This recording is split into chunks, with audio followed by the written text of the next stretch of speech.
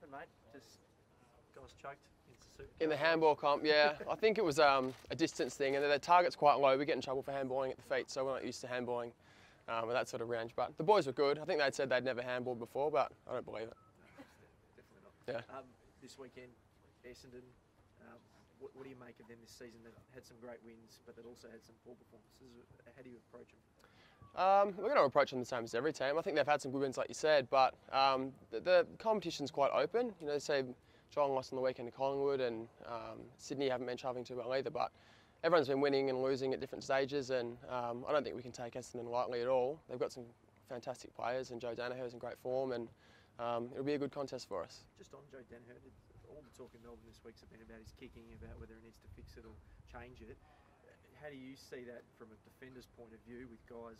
Do they need to stick with their routine, or do you think that maybe he could change it? Or I mean, I don't have too many shots at goal. I had one on the weekend and missed, so I'm probably not the first person who's talking about routines and things. But I guess I'm sure it's something that he'll work through. I think he had 7 shots on the weekend, so it's a bit of an anomaly for him to kick 1 goal 6. And I think if he's having 7 shots every week, they'll be happy with that, and his form will turn around. So whether it's a routine for him or just a one-off, I'm not too sure, but I'm sure he'll be fine. When a guy's struggling like that, do you ever sledge him, or do you get told to sort of give him a bit, or do you get told not to do that at all, or does it depend on the player? It depends on the player and depends on the individual who's playing against them. So it's always tough to sledge you forward because they kick a couple and then you're on the back foot already. So I just try and play my role as best I can and keep quiet. How's it been having the extra week at home this week, not having to travel in between? Do you feel like you've freshened up? It's good to have a few weeks at home. I don't think it really matters whether it freshens us up or not, really, because we travel every second week and we're used to it now. And it's nice to be able to have, because it ends up being 3 weeks at home. But as far as recovery, really, it's not a big deal. So it's nice to be around the family and stuff for a while, but that's about it. We asked you at the start of the year about rebound from defence and how you were going to get better. Do you feel like you've improved in that area with Lockie playing well and Michael Johnson back in some form as well?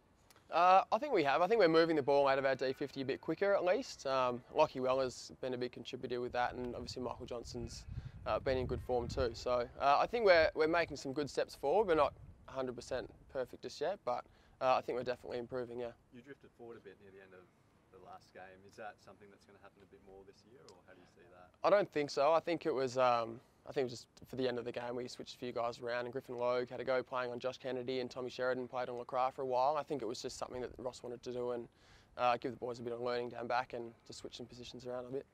Joel had his hands full with Josh Kennedy last weekend. You need to give him a bit more help. He seemed to be isolated one-on-one quite often last week. Yeah, he was isolated a little bit, and Josh is a fantastic player. We obviously could have helped him a bit more where we can. We had a look at a bit of our vision during the week and how we could have helped Joel a little bit more. So, yeah, a focus for us. We don't want isolation, obviously, one-on-ones in our D50. So where we can help, we'll try and do it better. Those guys like Joe Danaher and Kennedy to a degree as well, the really long guys with a big reach, kind of almost ruckman size, are they really hard to defend one-on-one now? They are. It's difficult. Joel's a reasonably tall guy and he's got quite a good reach as well, but Joe Danaher's almost a ruckman himself, really. So it creates different challenges, but it just, like we said before, you sort of need to help them where you can and try and stay away from having one-on-ones in the D50 as much as possible. No surprise for you how well Jono's gone over the past month. You still would have thought he had that footy in it?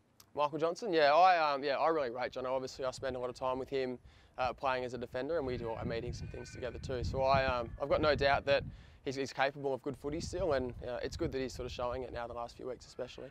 Taking the derby out of the equation, how do you see the young players that have come into the team? Have they made a difference? Do you think it's been a good thing? I think they have. It's always good when you get young players into the side and having some good wins as well. We've had Ed Langdon, Connor Blakely and Lockie who played quite a bit of footy last year when we weren't going so well, but they got a lot of experience last year from that, and you're starting to see now the benefits of that. So it's good for them to come in and have a few wins as well and play some good footy.